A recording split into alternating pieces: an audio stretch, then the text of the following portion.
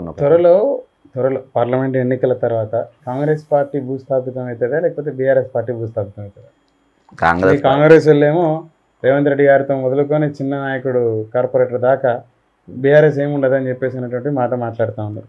BRS నాయకులు కేటీఆర్ గారు కానీ లేకపోతే ఇంకా హరీష్ రావు గారు కానీ వీళ్ళు అంత బీజేపీలోకి వెళ్ళిపోతారు, ఏముండదు, మళ్ళీ ఒకసారి కేసీఆర్ గారు ముఖ్యమంత్రి అవుతారని వారు చెప్పుకొచ్చున్నారు. ఎట్లుంటుంది అంటారు? బ్రదర్, ఎవరు ఏం చెప్పినా ఎన్నికల ముందు నేను నీకు ఇంటర్వ్యూ ఇచ్చుంటా, ఎన్నికల ముందు ఇచ్చుంటా. నేను 2 సార్లు కూర్చున్నా. నేను ఎన్నిసార్లు చెప్పినా 1.5 year బ్యాక్ వెళ్ళుకున్నా. నెక్స్ట్ ఒక సందర్భంలో కేవీపీ గారు నన్ను అడిగినారు 1.5 year బ్యాక్, నెక్స్ట్ గవర్నమెంట్ ఏది వస్తుంది తెలంగాణ అంటే కాంగ్రెస్ అన్న. నేను అనుకుంటే ఆయన నవ్వుకున్నాడు కావచ్చు మనసులో. నేను అనుకుంటున్నా, చెప్పిన ఎట్లా గెలుస్తానని లెక్క చెప్పిన. సార్ ఒకటి తిట్టుకుంటే వేస్తాడు మన కోటు, ఒకటి తన్నుకుంటే వేస్తాడు, ఒకటి శాపనార్థాలు పెట్టుకుంటే మన కోటు వేస్తాడు. అర్థమైందా? ఈ 3 రకాల ఓట్లు మన కొత్త ఓట్లు పడతాయి సార్. పాట ఓటు సాంప్రదాయ పరంగా కాంగ్రెస్ కేటే వచ్చి కాంగ్రెస్ కేటదు, ఈ ఓట్లతో మనం గెలుస్తాం సార్. ఖచ్చితంగా ఆ ఓట్లే పడ్డాయి కాంగ్రెస్కి. కాంగ్రెస్ పార్టీ మీద ఎవరికి ప్రేమ జావదబ్బా. కాంగ్రెస్ పార్టీ అనేది ఎప్పుడు బతికించుకోనికే చూస్తారు. అది ఏ రాష్ట్రంలోనైనా. ఒక రాష్ట్రంలో వస్తలేదని అంటే అక్కడ ఒక కమిట్మెంట్ ఉన్న లీడర్ లేదని అంటే తెచ్చుకున్నారు. పార్లమెంట్ ఎన్నికల తర్వాత అంతా కూడా కాంగ్రెస్ ఏం కాదబ్బా. ఇట్టింటావా, మేము పార్లమెంట్ ఎన్నికలు మేము పెద్ద పట్టించుకుంటలేము. ఎందుకు పట్టించుకుంటలేము అని అంటే కేంద్రం పూర్తిగా రేవంత్ రెడ్డి గారిని నమ్మింది, రేవంత్ రెడ్డి గారి ఫ్రీడమ్ ఇచ్చింది. నేను ఒక కిషన్ రెడ్డి గారిని మంచిగా జాగ్రత్తగా ఈయన ఒక్కరు గెలవకుండా మాత్రం నేను చూసుకుంటున్నా. అదేందా తక్కినే మొత్తము రేవంత్ రెడ్డి గారు ఒక ఖడ్గం పట్టుకొని ఆయన స్వేర విహారం రాష్ట్రం అంతా చేసి బీజేపీని బీఆర్ఎస్ భూస్థాపితం చేస్తాడు.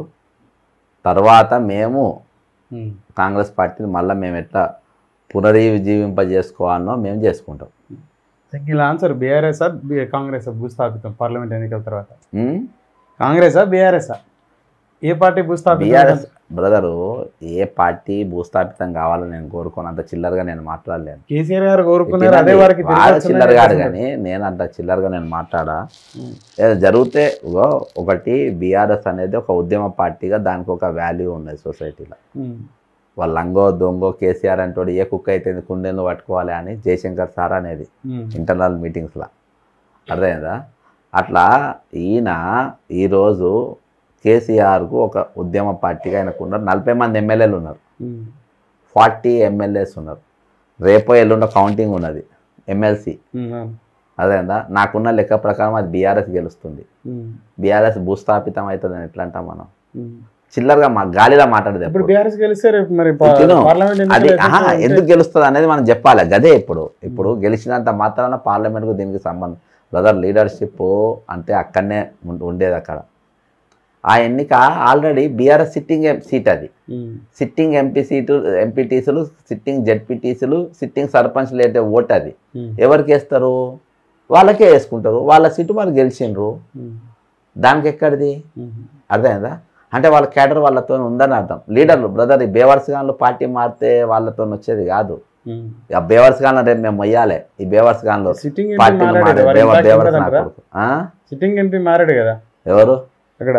అరే బేవర్స్ గాన్లు అంటున్నా కదా. వీళ్ళంతా ప్రజాయుద్ధంతో కాదు, కేసీఆర్తో గెలిచిన వాళ్ళు వీళ్ళంతా. బీఆర్ఎస్లో కుక్కలు నిలబడ్డాయి రోజులల్లో వీళ్ళు నిలబడ్డారు. ఇప్పుడు రేపు మనం తెచ్చుకున్నాం కదా చెత్తను. రేపు అందుకే రేవంత్ రెడ్డి గారు పూర్తి, నేను 16 సీట్లలో స్వేర వ్యవహారం ఎందుకు అంటున్నానంటే అది కంప్లీట్ రేవంత్ రెడ్డి గారు తీసుకోవాల్సిన బాధ్యత, ఎవరి బాధ్యత కాదు. ఎందుకంటే ఆయన చేసుకుంటుండే ఆయన ఈ చెత్త బ్యాచ్ని అంతా. ఈరోజు ఎవరినన్నా కానీ కిషన్ రెడ్డి అంటే కిషన్ రెడ్డి మేము మాకు ప్రత్యేకమైన అభిమానం ఉంది. నేను న్యాయపరంగా ఆయనతో కొట్టాడుతున్నా కొన్ని అంశాల మీద. కాబట్టి ఆయనను ప్రజల ముందు కూడా చాలా ధీమాతో మేము 10కి పైగా స్థానాలలో గెలుస్తామని చెప్పేసి అదే కిషన్ రెడ్డి గారే ఓడిపోతా అంటారు. కానీ రాష్ట్రంలో ఆ నాయకత్వంలో 10కి పైచికి స్థానాల్లో బీజేపీ స్థానాలు గెలుచుకోబోతుంది అంటారు. మోదీ గారి వైపు తెలంగాణ ప్రజలు ఎవరు ఓడిపోతుందని మీరు కిషన్ రెడ్డి గారు ఓడిపోతారు, ఇక్కడ ఓడిపోతారు అబ్బా. వారి నాయకత్వంలో 10కి పైగా స్థానాలు మొత్తం తెలంగాణ యావత్ సమాజం అంతా మోదీ గారి వైపు చూస్తా ఉన్నారు, గెలవబోతున్నాం అని చెప్పి. బ్రదరు, మీరు బీఆర్ఎస్ ను కాంగ్రెస్ ను నమ్మట్లేదు. టైటిల్ అదే పెట్టుకోండి, మీరు అదే టైటిల్ పెట్టుకోండి. ఆయన ఇది అన్నది కిషన్ రెడ్డి కదా, కిషన్ రెడ్డి కదా. కిషన్ రెడ్డిని ఓడగొట్టనికి నేను నా శక్తిని అంతా దారపోస్తా, ఆయన మీద షార్ట్షీట్ ఓపెన్ చేస్తా, పెద్ద షార్ట్షీట్ ప్రజల ముందు పెడతా, అర్థమైందా? అన్ని అసెంబ్లీలల్లో చేస్తా. కాంగ్రెస్ పార్టీ టికెట్ వచ్చినా అదృష్టవంతుడు అన్నట్టుగా చేస్తాను. నేను అంత పని చేస్తా, ఎవరికైనా రాని ఖచ్చితంగా బ్రహ్మాండంగా వర్క్ చేస్తాం. ఖచ్చితంగా కిషన్ రెడ్డిని ఒడగొట్టి తీరకుంటే అడుగు. కిషన్ రెడ్డి అన్న కదా, కిషన్ రెడ్డికి నేనే గిఫ్ట్ ఇస్తా, ఆయన ఓటమి ఆయన గిఫ్ట్ ఇస్తా. 10కి పైగా స్థానాలు గెలిచాం. అవునబ్బా, నేను చెప్తున్నా కదా, కిషన్ రెడ్డికి నేను గిఫ్ట్ ఇస్తా అంటున్నా కదా. కిషన్ రెడ్డికి నేను రిటర్న్ గిఫ్ట్ ఇస్తా రేపు ఖచ్చితంగా. ఆయన ఖచ్చితంగా 10కి 10 తర్వాత ఆయన ఒడగొట్టుడు మాత్రం ఖాయం. తక్కిన ఈ రేవంత్ రెడ్డి మోడీ వాళ్ళు చూసుకుంటారు, నాకు ఆడుతో పని లేదు. కిషన్ రెడ్డిది మాత్రం నేను పూర్తి స్థాయిలో ఆయన సెంటర్ చేసి ఆయన ఈసారి కొట్టుడు మాత్రం ఖాయం. 2014 తర్వాత కేసీఆర్ గారు తెలుగుదేశాన్ని 4 సంవత్సరాలలో భూస్థాపితం చేయడం, తర్వాత కాంగ్రెస్ని చాలా వరకు నాయకత్వాన్ని చేయడం జరిగింది. ఇప్పుడు తిరిగి వారికే ఇప్పుడు ఆ పరిస్థితి వచ్చిందా అంటే? బ్రదరు, కేసీఆర్ నాయకత్వాన్ని చంపడంలో మేనేజ్ చేయడంలో సఫలమైండు. ఇవాళ కాంగ్రెస్ పార్టీ అధికారంలోకి వచ్చిందంటే నిరుద్యోగులు ఉద్యోగులు వీళ్ళిద్దరు గజ్జగట్టినరు. ఉద్యోగులకు ప్రమోషన్ లేవు, ఎక్కడ ఎవరిని ఆఫీస్తాను పైన ఆఫీస్తాను కలవకుండా చేసిండ్రు. నిరుద్యోగులకు ఉద్యోగాలు లేవు. ఈ రెండింటి ఇవన్నీ కలిపి జోడించి ఆయన ఒడగొట్టింది. కానీ మా వాళ్ళు ఓ పెద్ద ఏది కాళేశ్వరం మీద చించుతేనో మిషన్ బగిల పగలు తీస్తేనో గెలిచింది కాదు, వాస్తవం అది. ఆర్ఎస్ ప్రవీణ్ కుమార్ గారు ఒకసారి వారి గురించి మాట్లాడుకున్నట్లయితే, నేనేం కేంద్రంలో ఉన్న అధికార పార్టీకి కానీ రాష్ట్రంలో ఉన్న అధికార పార్టీకి పోలే, నిఖార్సైన తెలంగాణ పౌరుడు, తెలంగాణ రాష్ట్ర సాధన కోసం కృషి చేసినటువంటి కేసీఆర్ గారి పునరేకీకరణలో భాగంగా, పునర్నిర్మాణ తెలంగాణలో భాగంగా బీఆర్ఎస్ వైపు ప్రతిపక్ష పార్టీ వైపు వెళ్తా ఉన్నా, నా మీద విమర్శించే వాళ్ళకి విఘ్నత లేదు. అరే ప్రజల్లోకి వెళ్తే 4 ఓట్లు తెచ్చుకోలేని నీచులు, కుసంస్కారులు, హీనులు నా గురించి మాట్లాడుతూ ఉన్నారు.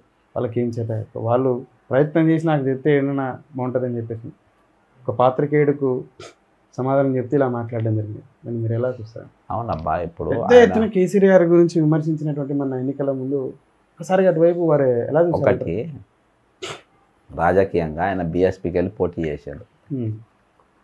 రాజకీయంగా రేపటి దినాన ఎట్లా ఉంటుంది, గెలిచే అవకాశాలు ఎట్లున్నాయి అనేది ఆయన దగ్గరుండి చూసిండు. రేపు ఖచ్చితంగా నాకు పవర్ కావాలి, నేను గెలవాలి అనే ఉద్దేశంతో చూసుకుంటు కాంగ్రెస్ పార్టీకి వచ్చే అవకాశాలు కూడా ఉండే ఒక సందర్భంగా నా అటువంటి వాళ్ళని చూసిండు.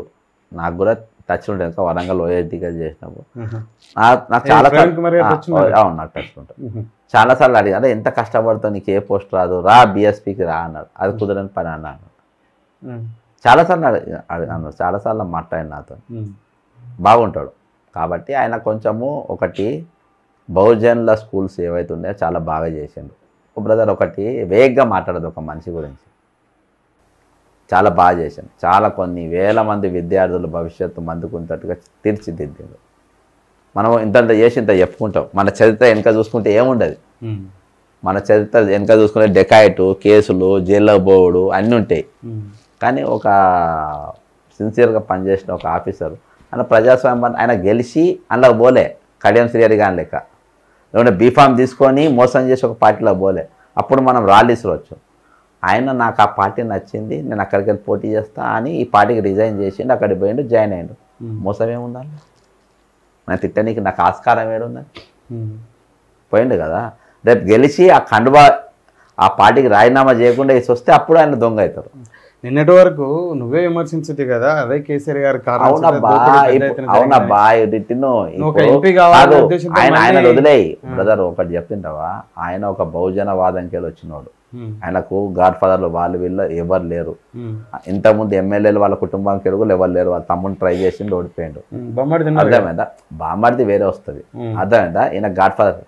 నీకు కేశవరావు అనేటువంటి అన్ని పదవులు ఇచ్చిన పదవులు పెట్టుకొని బిడ్డ మేయర్లు పెట్టుకొని మేయర్తో సహా కాంగ్రెస్ పార్టీకి వస్తుందంటే వాళ్ళకు ఉండాలి, వాళ్ళ గురించి చర్చ జరగాలి. కానీ నీకు ఆర్ఎస్ ప్రవీణ్ కుమార్ గురించి అంత చర్చ జరగాల్సిన అవసరం ఏమున్నది?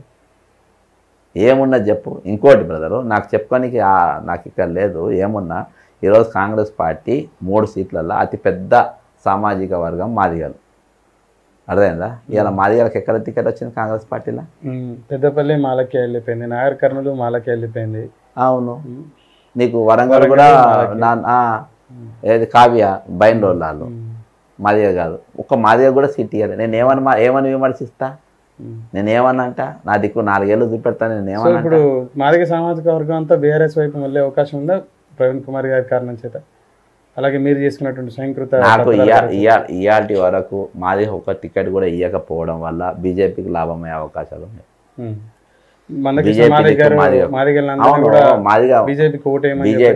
ఇప్పుడు ఆయన బ్రదరు ఆయన ఈరోజు దానికి బ్రాండ్ అంబాసిడరు.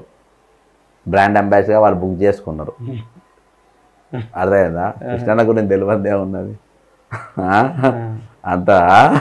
కొన్ని రోజులు చంద్రబాబు అంటే కొన్ని రోజులు అంటే అంతేగా ఒరిజినల్గా తెలియబడితే అంతా అది కాంట్రాక్ట్ పద్ధతిలో నడుస్తూ ఉంటుంది దాని వ్యవహారం. అర్థమైందా? కాకపోతే కలిసి రావడం జరిగింది చంద్రబాబు గారికి మద్దతు తెలియదు అది చెప్తున్నా కదా, పోస్టర్లు కూడా తీసుకొచ్చి అతికేస్తారు కృష్ణ. అందుకనే మనోడు సర్పంచ్ కూడా గెలవాలి ఇవాళకి. అర్థమైందా? పోరాణం రెచ్చగొడతాడు, పెట్రోల్ పోసుకొని చచ్చిపోమంటాడు. మన మాలలు మొత్తం మన అంత దోసుక తిన్నారంటారు. న్యాయపరంగా కొట్లాడు. బిడ్డను మాత్రం మాలలోకి ఇచ్చి పెళ్లి చేస్తాడు. బిడ్డను మాలలోకి ఇచ్చి పెళ్లి చేస్తారు. మాదిగలకు అన్యాయం జరిగి మళ్ళీ ఈయననే అంటాడు. కాబట్టి మళ్ళా వాళ్ళ అంతే ఇక అదంతా చెప్పేది ఒకటి చేసేది ఒకటి ఉంటుంది. ఆయన కథ వేరే ఉంటుంది. ఆయనది పెద్ద మట్టించుకోవాల్సిన అవసరం లేదు. ఆయన వల్ల ఎవరికి రూపాయి ఉపయోగం లేదు. ఆయన వల్ల